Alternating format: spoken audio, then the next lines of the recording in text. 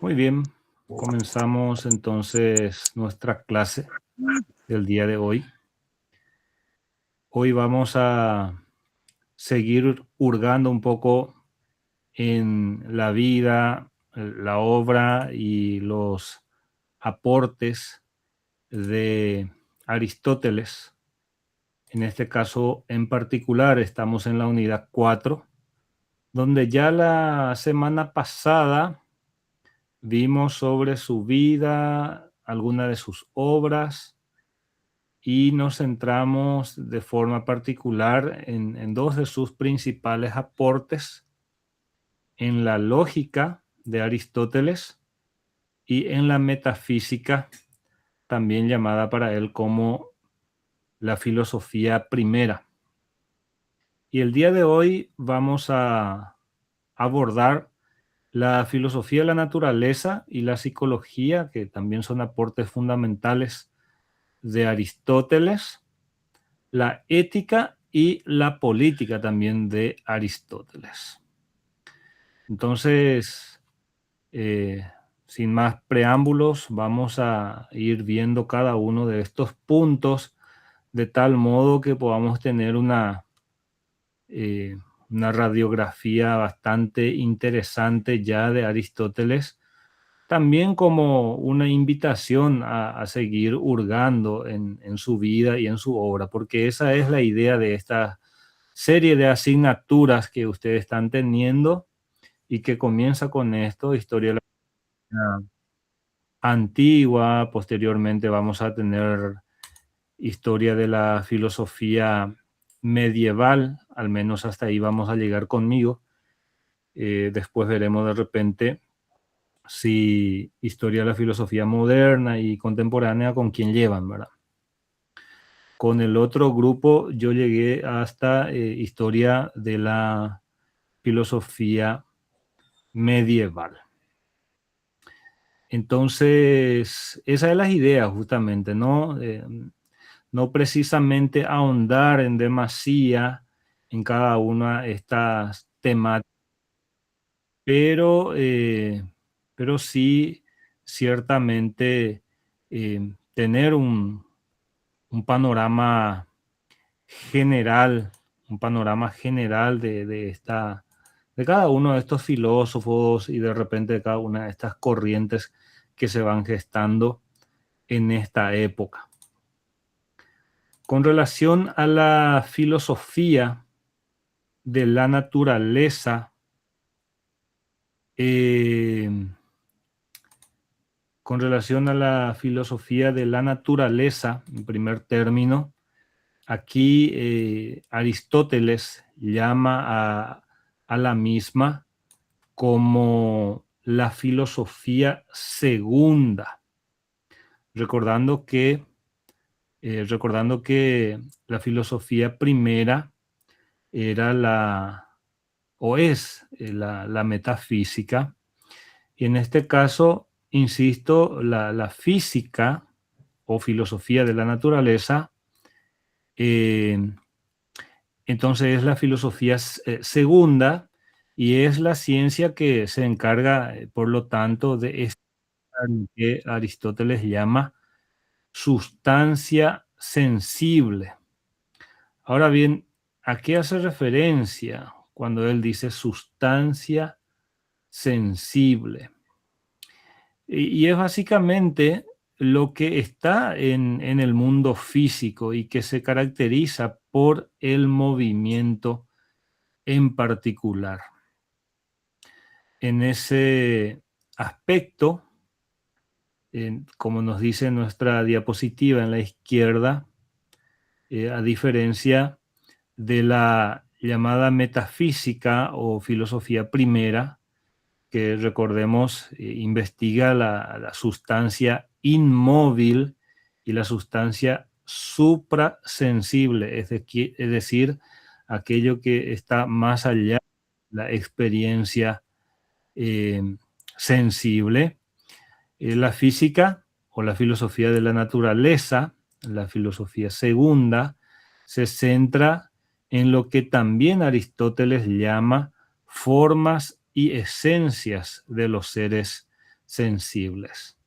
Hay una novedad muy interesante con Aristóteles y es justamente la incorporación de una serie de categorías y conceptos nuevos que él utiliza para de repente estructurar todo su pensamiento. Y entre ellos está lo que se conoce como las formas y las esencias, que enseguida vamos a ahondar un chiquitito también en ese punto en particular.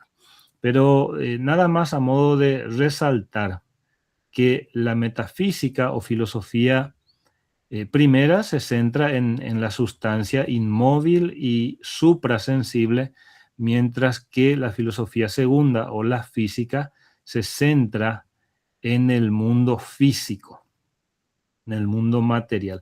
Ahora bien, aunque ese término de física hoy en día de repente nos puede sugerir aspectos relacionados con una ciencia más cuantitativa, ¿verdad? El movimiento, pesos, masas y todo lo que por lo general relacionamos con física.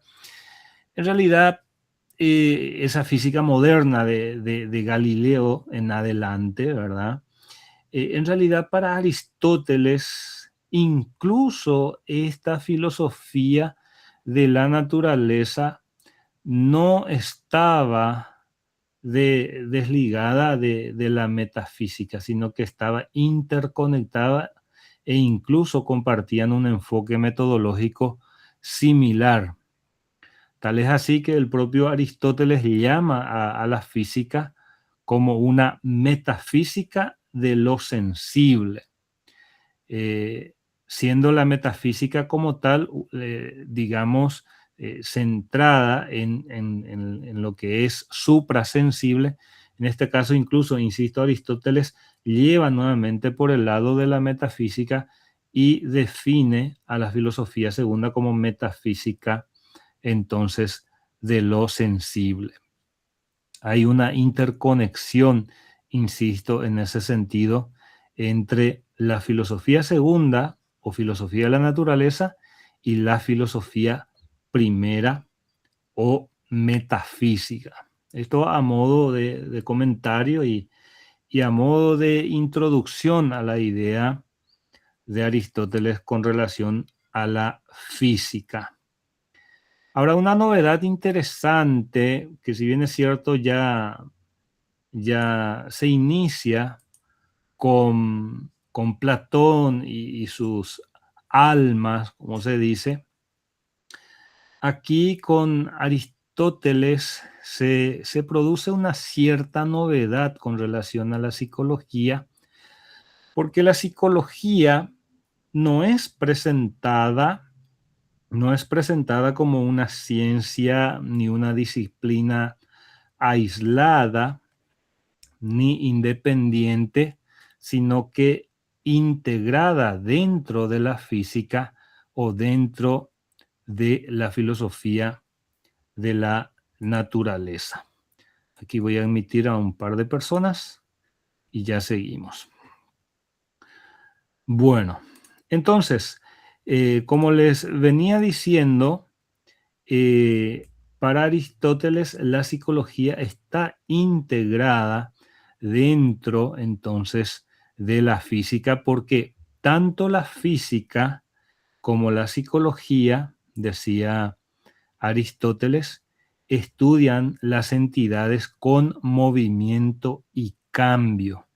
Y de repente, si nosotros pensamos que sí que apunta directamente al concepto que nosotros tenemos de alma como un tanto sinónimo de espíritu, podríamos estar de repente errado en ese concepto, porque el alma, en este caso, para, para Aristóteles, en realidad, em, eh, se constituye básicamente en un principio de vida.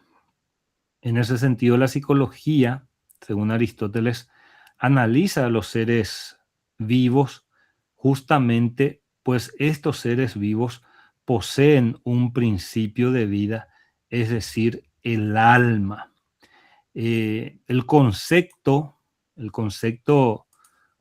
eh, moderno, el concepto contemporáneo, podemos decir, de la psicología es el estudio. A ver si de repente Silvana está, Silvana. Ahí está Silvana. Silvana, Sí. ¿puedes hacer un poco un concepto contemporáneo, moderno de la psicología, por favor? El estudio de los fenómenos mentales y de la conducta. Espérame que por favor.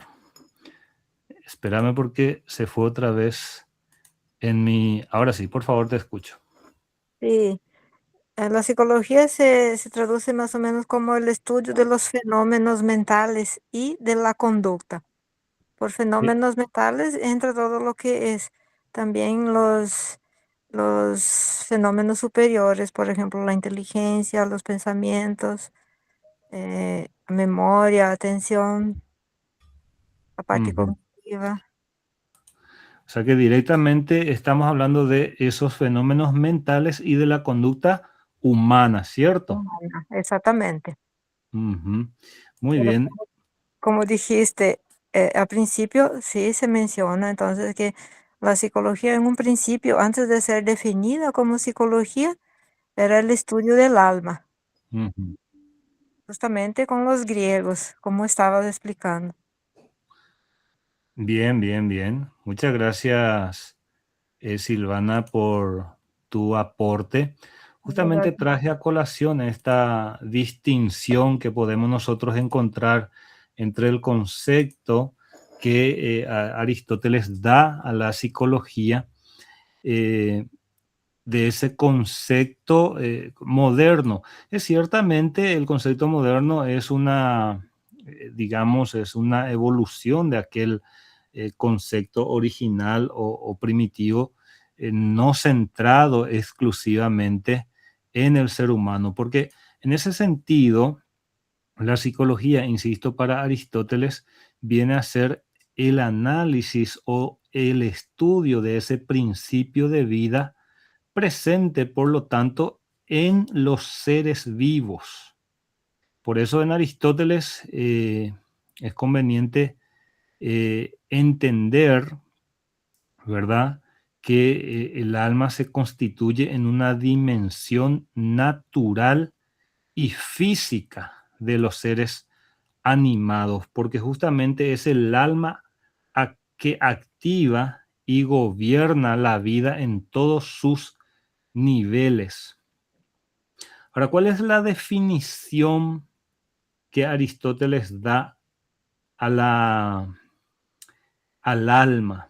En nuestra diapositiva, en el segundo párrafo, dice que Aristóteles describe al alma como forma y entelequia del cuerpo. Fíjense que estos son aportes también novedosos de Aristóteles, porque habla de una forma y de la entelequia del cuerpo. Pero, ¿qué quería decir Aristóteles cuando señalaba que el alma es la forma del cuerpo?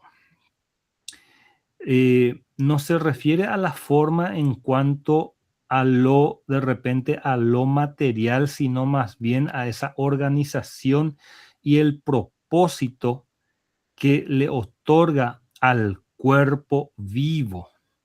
Y cuando dice, por ejemplo, que el alma es la entelequia, lo que quiere señalar es que el alma es la realización y perfección del ser vivo. En el caso del alma, por ejemplo, del alma de un ser humano, para Aristóteles, el alma no solamente anima, no solamente da vida, no solamente hace mover al ser humano, sino que le permite expresar esa naturaleza humana en su totalidad.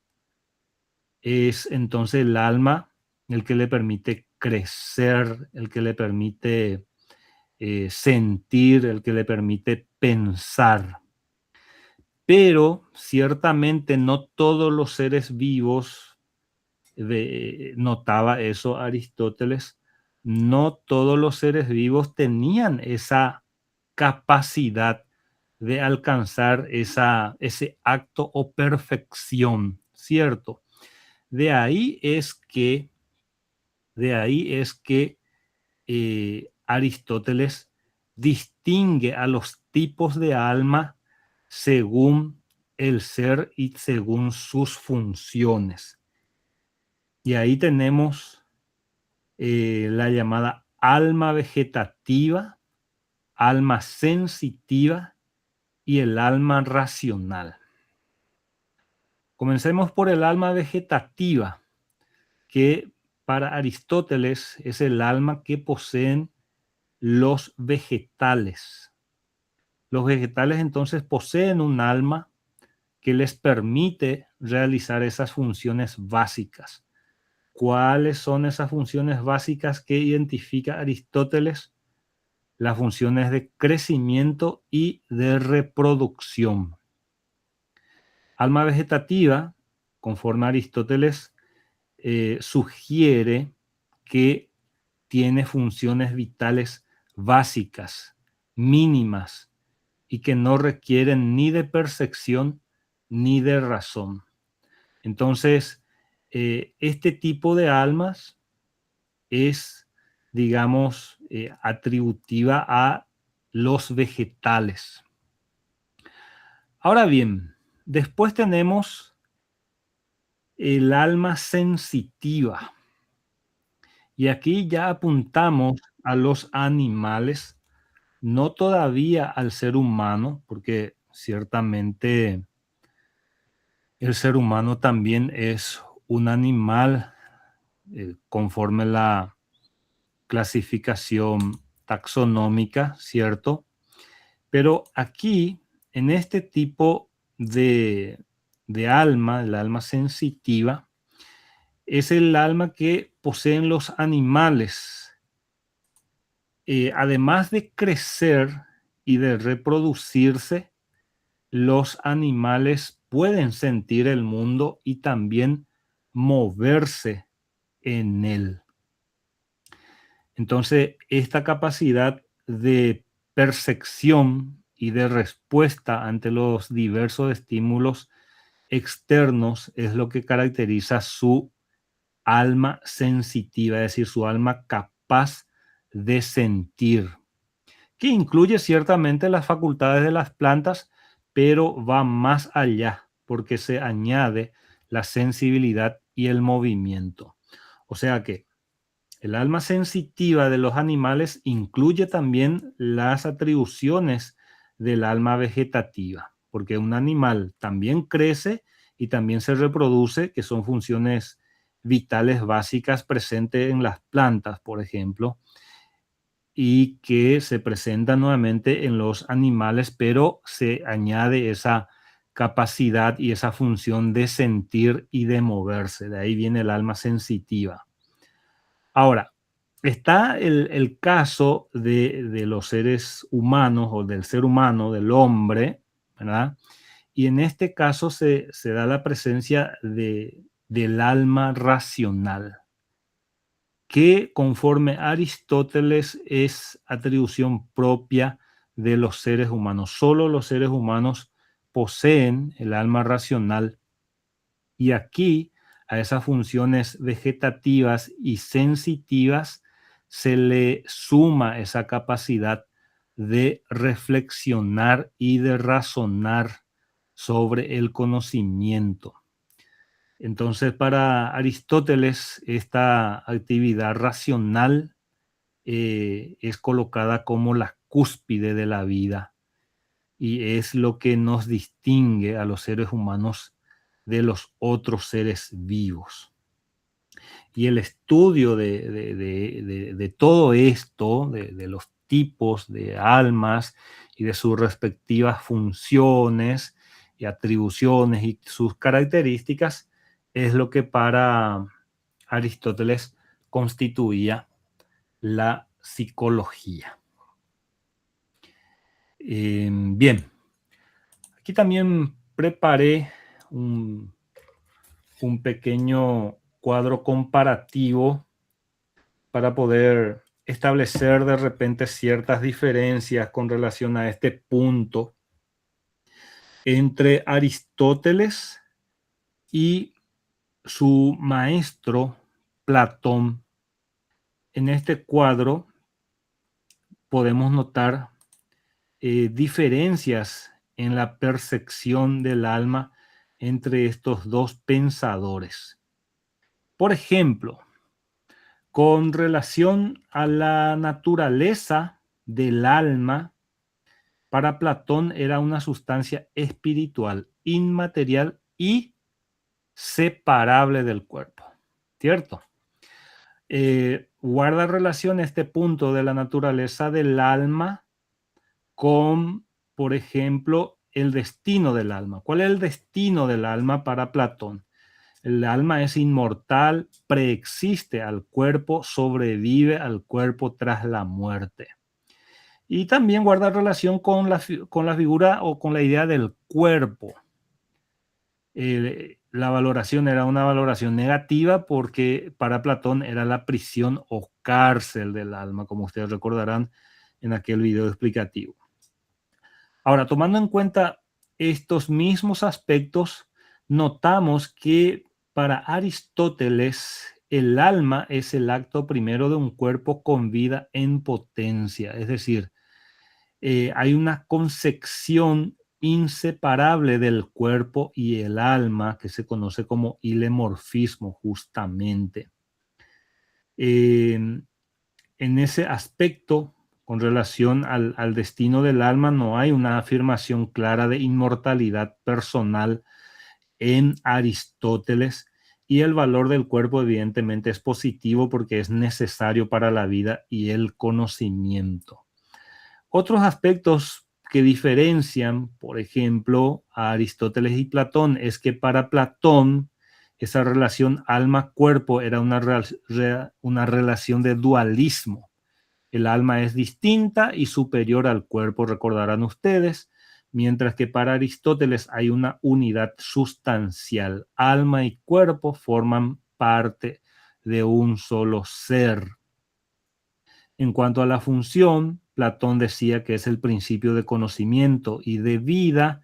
El alma es lo que verdaderamente lo esencial del ser humano, mientras que para Aristóteles el principio de vida es el que organiza, anima, actualiza, mueve al cuerpo.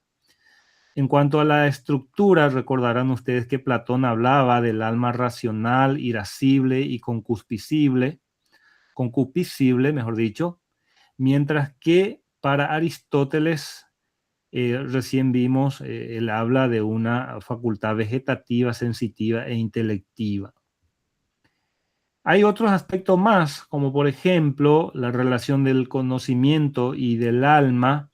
Para Platón, conocer es sencillamente recordar o reminiscencia, mientras que Aristóteles, el conocimiento parte de los sentidos. Y otros aspectos más. Hay notables diferencias. Fíjense cómo puede cambiar de un filósofo a otro, o incluso de un maestro a un alumno, la concepción de un elemento fundamental que es la concepción del alma. Bueno, si tienen alguna consulta, alguna pregunta o algún aporte al respecto, son bienvenidos. De repente Silvana, que creo que es la que está en el área, o sea, no es que creo, sé que está en el área de psicología, no sé si hay más. Si de repente Silvana querés comentar un poquito cómo de repente se le presentó a Aristóteles en los primeros años de tu carrera, o de repente cómo ven este contexto de la idea del alma a través de Platón y Aristóteles en psicología. Si estás ahí. Sí, estoy acá atendiendo. Realmente en nuestra carrera no profundiza mucho el estudio de la filosofía. Sí que la psicología se desprende, es la hija de la filología, se dice, ¿verdad? La filosofía. Y los aportes es algo así un poco reducido, lo que nos transmiten. Por eso justamente mi interés de conocer más. Correcto, Silvana, correcto. O sea que más allá del origen, digamos, geográfico y de la definición etimológica, no va más allá de eso, ¿no? Profundizamos tanto. Pero es Bueno, importante porque en algunos, justamente estaba recordando que en algún posgrado nosotros empezamos a adentrar, pero era un posgrado en otra área, ¿verdad? Pero que también es una rama de la psicología. Empezamos a estudiar que no todo lo que se enseña, por ejemplo, es así tal cual. Nosotros tenemos que, después que comprendemos la psicología, tenemos que profundizar un poco más. Y ahí volvemos al tema del alma y el cuerpo, ¿verdad? Pero tampoco fue el punto central de nuestro estudio, entonces se pasó por alto. Pero siempre me gustaría volver a eso porque el cuerpo, alma y espíritu mayormente es nuestro tema de investigación. correcto, correcto. Bien, gracias, Silvana. Dale, profe. Seguimos un poco entonces. Pasamos ahora a la llamada ética de Aristóteles. Según veo, ustedes ya están desarrollando una asignatura que lleva por nombre ética, ¿cierto? Sí, sí, así mismo. Tienen con el profesor Cristian Andino, ¿no? El mismo, profe. Bueno, y aquí quizá entonces lo que vayamos a ver sirva de repaso, porque por lo general, cuando se comienza a desarrollar ética, ciertamente partimos allá de sus orígenes y nuevamente nos centramos en la antigua Grecia. Y aquí es muy importante observar un poco algunos de los puntos principales que abordó, en este caso, Aristóteles con relación a la ética. Tenemos varios puntos aquí. Felicidad como fin último, la felicidad como fin en sí misma, la razón como misión, la virtud como clave para la felicidad y la naturaleza de la aspiración a la felicidad. Y bueno, eh, hay una obra fundamental en donde Aristóteles aborda la cuestión ética y seguramente se recordarán de su escrito Ética a Nicómaco, ¿no? Eh, Aristóteles plantea en esta obra que todas las acciones realizadas por el ser humano buscan un fin último o un propósito. Es decir, Aristóteles concibe todas las acciones humanas como apuntadas a un objetivo en particular. Y estas acciones, según Aristóteles, es la felicidad. Por eso la felicidad es un bien supremo y el fin último de todas las acciones humanas, sostenía Aristóteles.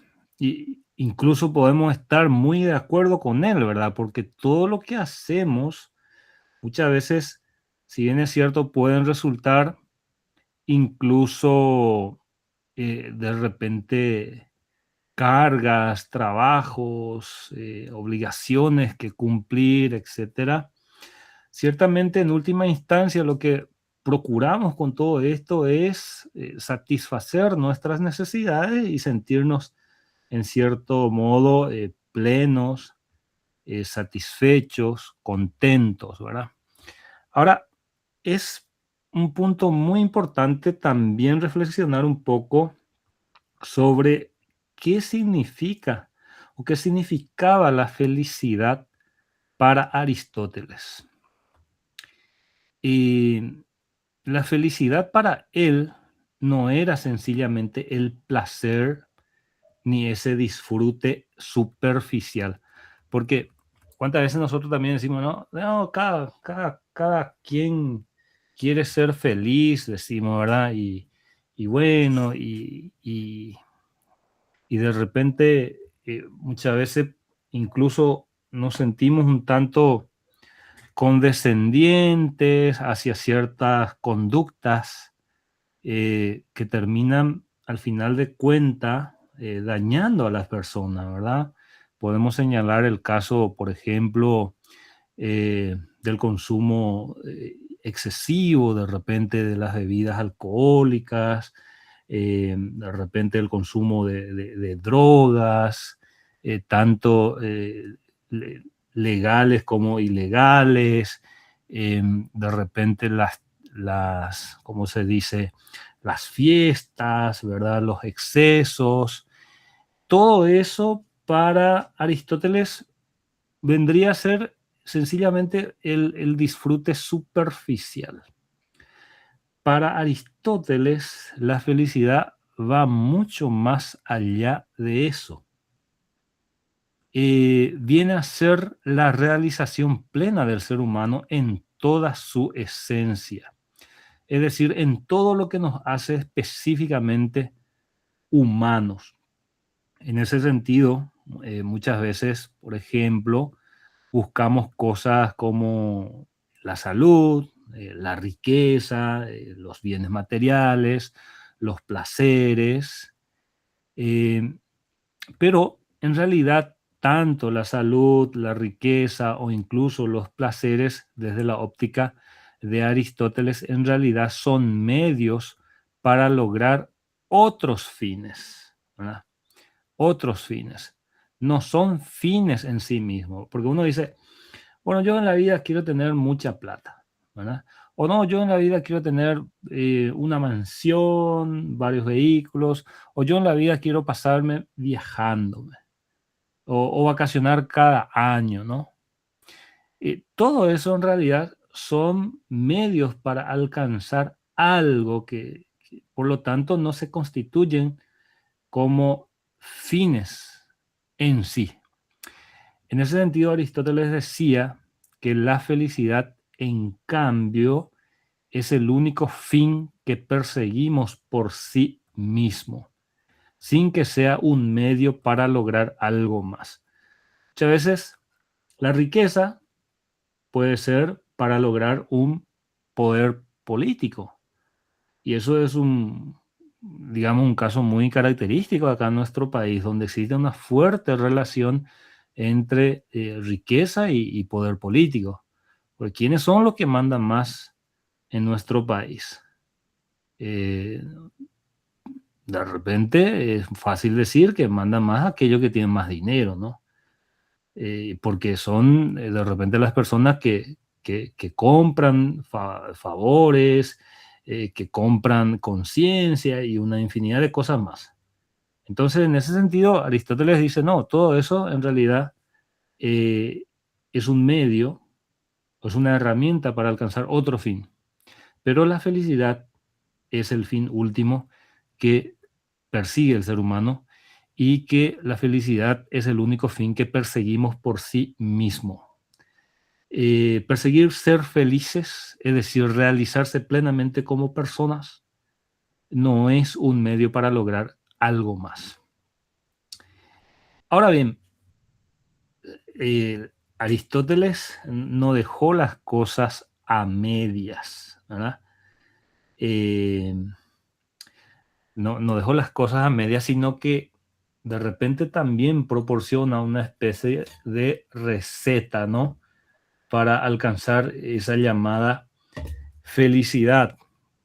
Y Aristóteles decía, ya estamos en el tercer punto, razón como misión, que entender en qué consiste la felicidad, para que eso ocurra, ¿no? Es muy necesario que nosotros podamos conocer la función o la misión propia de los seres humanos. Eh, Muchas veces nosotros también decimos, bueno, vos tenés que saber cuál es tu misión en esta vida, bla, bla, bla, ¿verdad? Y eso te hará, de repente, te proporcionará satisfacción, ¿verdad?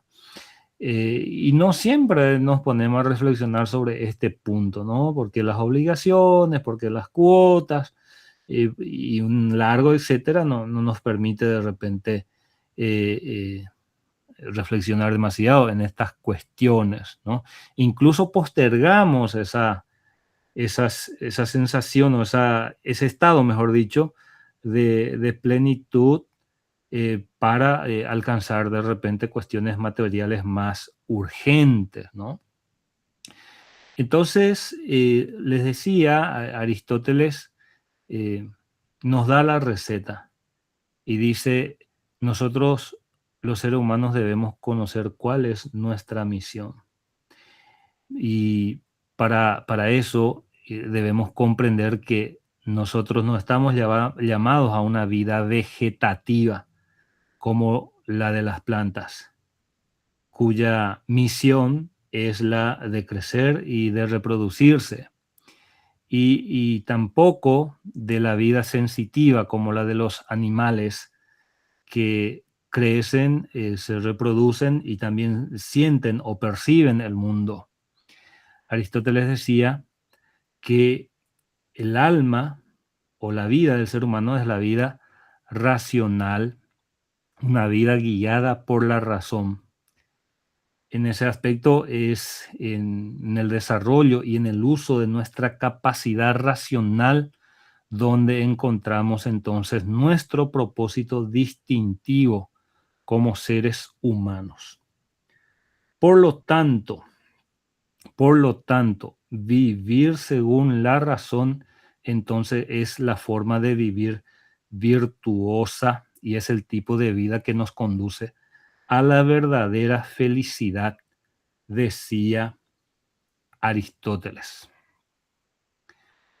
Y hay más, como les decía, Aristóteles ahonda sobre esta cuestión, es muy interesante, no deja dudas al respecto. Aristóteles también señala que los bienes materiales, la riqueza, por ejemplo, o la belleza, o el poder, en realidad no son en sí mismos la clave para la felicidad. No son la clave para la felicidad. Ciertamente pueden contribuir a facilitar una vida virtuosa. Insisto, los bienes materiales, la belleza, el poder pueden ayudar a llevar una vida virtuosa, pero también incluso puede dificultar alcanzar una vida virtuosa si no se maneja debidamente. Pero no determinan la felicidad en sí. Añadía también al respecto Aristóteles que la vida virtuosa requiere elegir bien y que esto depende, por lo tanto, de la inteligencia y de la libertad de cada persona. Y bueno, así entonces esa virtud o el vicio realmente reflejan cómo usamos nuestra capacidad racional y nuestra libertad para tomar decisiones. En conclusión, en esta parte, entonces, alcanzar la felicidad para Aristóteles, que es un fin último, digamos, en ese sentido, no es solo una cuestión de satisfacción de deseos, sino la capacidad de elegir los medios correctos que nos permitan vivir de acuerdo con nuestra naturaleza racional. Y bueno, en eso se centra bastante la ética de Aristóteles y principalmente en esta obra suya, Ética a Nicómaco. Y para terminar esta clase también tenemos el abordaje de la política por parte de Aristóteles. En ese aspecto tenemos 4 ideas principales que quiero compartir con ustedes. Uno es el famoso animal político, son politikon de Aristóteles, el hombre como ser social, un concepto que introduce él. También aspectos relacionados con la justicia y la ley, ya abordados por filósofos anteriores, desde Sócrates y los sofistas. Esta cuestión, la justicia, entra en debate. Hay una clasificación de los gobiernos y de ahí al gobierno ideal. Bueno, sobre el primer punto, Aristóteles entonces destaca la naturaleza social del ser humano. Él afirma, por ello, que somos en esencia animales políticos. También es muy interesante esa noción bastante certera de que el ser humano es un animal. Pero ¿qué significa esto, no? Esto significa que la vida en comunidad no es una simple opción para la persona, eh, sino más bien es algo inherente para el ser humano. Los sofistas, por ejemplo, decían que la vida en sociedad era más bien una convención artificial, era una opción. Aristóteles dice que no, sino que el ser humano se realiza plenamente, significa eso, alcanza su felicidad en la vida en sociedad.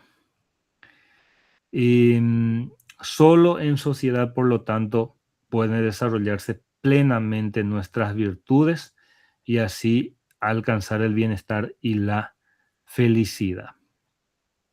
Con relación a la justicia y la ley,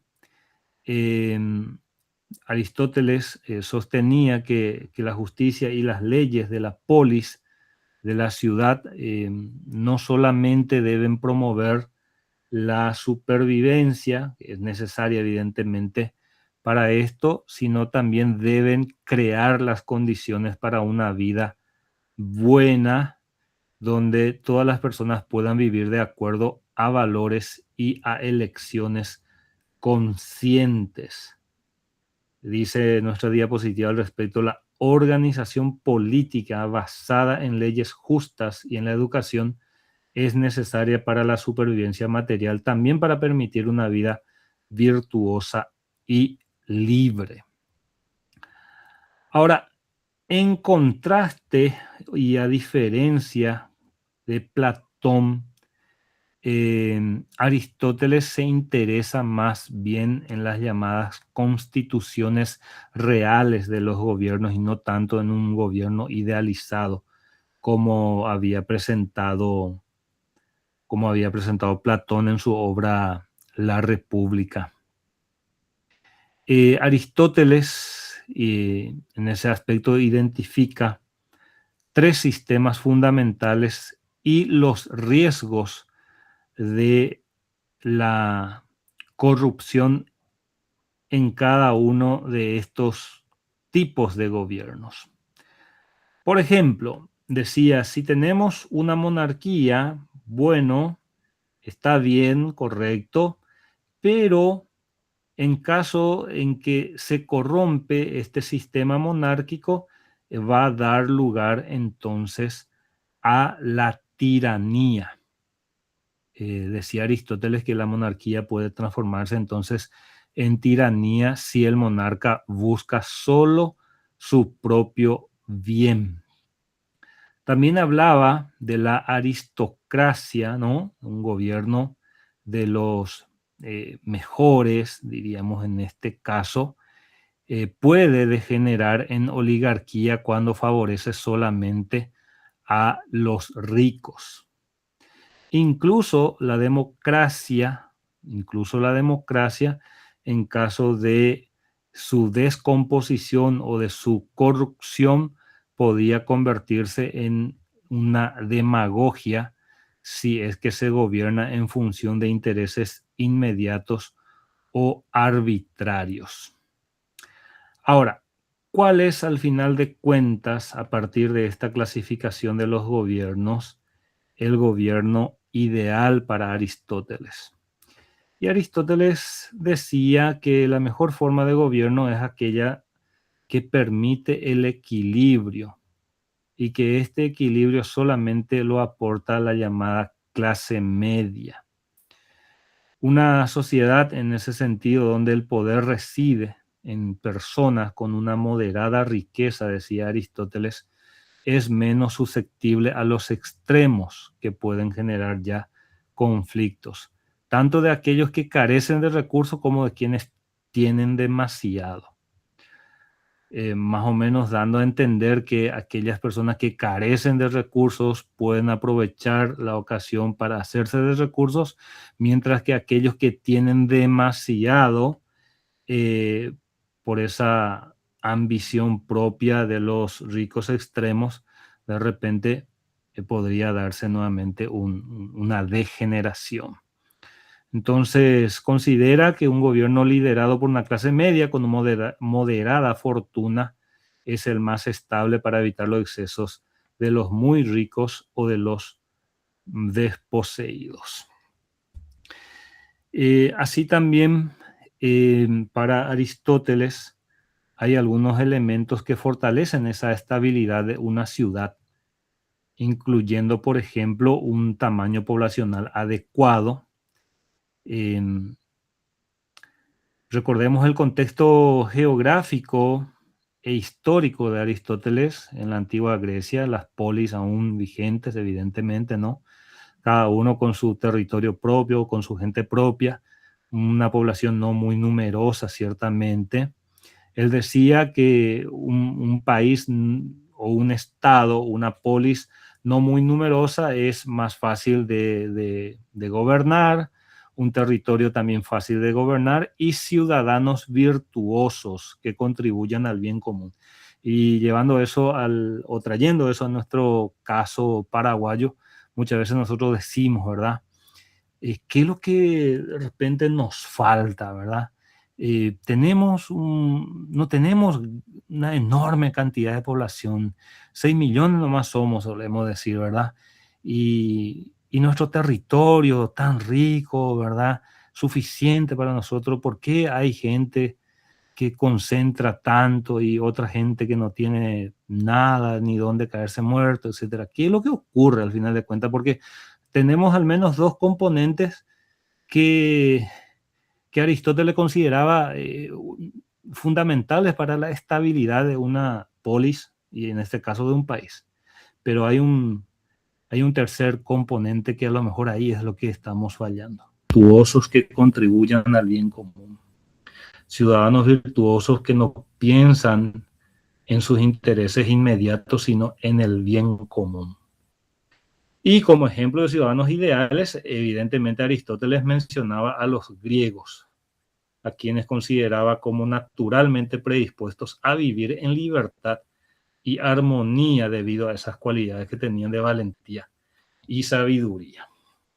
Cuanto menos, muy interesante la propuesta política de Aristóteles. ¿Qué dicen ustedes, estimados estudiantes, mientras me sirvo un poquito de mate?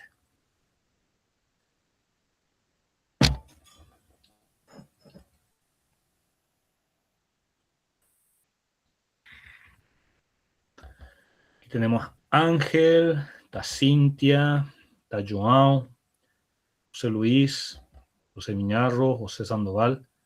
Tenemos 3 José como mínimo. Laura, Leticia, Silvana. Bueno, muy bien. Y terminamos nuestra clase entonces señalando en forma resumida los aportes de Aristóteles. Primero hablamos del desarrollo de la lógica formal. Aristóteles en ese sentido fue el primer filósofo en sistematizar la lógica como disciplina formal y autónoma. Y esto lo encontramos en su obra Órgano. Aquí hay varios aportes importantes, el concepto de silogismo, también la estructura del razonamiento, etcétera, ¿no? Después, otro aporte importante de Aristóteles ha sido la clasificación de las ciencias. Recordarán ustedes en nuestra primera clase de Aristóteles que él dividió las ciencias o el conocimiento, ¿no? En ciencias teóricas, como la metafísica y la física, ¿no? Las ciencias prácticas, como la ética y la política, y así también las llamadas ciencias poéticas, es decir, las artes productivas. Por otra parte, se habla de una teoría de la causalidad. Esto ciertamente nosotros no hemos abordado a profundidad, pero él habla de 4 causas, ¿no? De una causa material, de una causa formal, de una causa eficiente, de una causa final, y con esto ofreció una explicación de los principios que explican entonces el ser y el cambio en el mundo. Esto cuando desarrollen ontología es muy, pero muy seguro de que vayan nuevamente a abordarlo. También hay aportes importantes con relación a la concepción de la ética como virtud y felicidad. Esto encontramos en Ética a Nicómaco, ¿no? Donde Aristóteles identifica, por lo tanto, la felicidad como el fin último de las acciones humanas y que esa felicidad se alcanza a través de una vida virtuosa y que la virtud viene a ser un término medio entre dos extremos. En ese aspecto sostiene que el uso de la razón es fundamental para la vida virtuosa. Y por último, también hablamos de la teoría política y del concepto del ser humano como animal político. Como dijimos recién, entonces, para Aristóteles el ser humano es en esencia un animal social, un animal político, un ser político, y que alcanza su completa realización, por lo tanto, personal y moral, participando en la comunidad política. Y otros aspectos relacionados a los tipos de gobiernos y al gobierno ideal, que ya no repito más porque acabamos de pasar por allí. Y bueno, estimados estudiantes, ahora sí que llegamos a la parte final de nuestra clase de hoy y de la unidad, donde hemos abordado entonces a Aristóteles y donde nos hemos centrado en su vida y en sus aportes en el campo de la lógica, la metafísica, la física, la psicología, como parte de la física, la ética y la política. Espero que haya sido de vuestro agrado y que haya también generado al menos cierta curiosidad para seguir hurgando entonces en algunos de estos aspectos de Aristóteles. Voy a estar revisando un poco en esta revista en la cual estoy suscrito. Siempre publican, hay algunos artículos solo para suscriptores. Voy a hacerles una captura de pantalla y les comparto. Hay siempre aportes interesantes al respecto de estos filósofos y les iré compartiendo. Esta unidad no posee más tarea porque nosotros ya hemos desarrollado todas las tareas. Eso sí, la próxima clase sincrónica vamos ya a hablar del trabajo final de nuestra asignatura. De mi parte, muchas gracias por su presencia. No sé si hay algún comentario, parecer, para ir cerrando nuestra clase.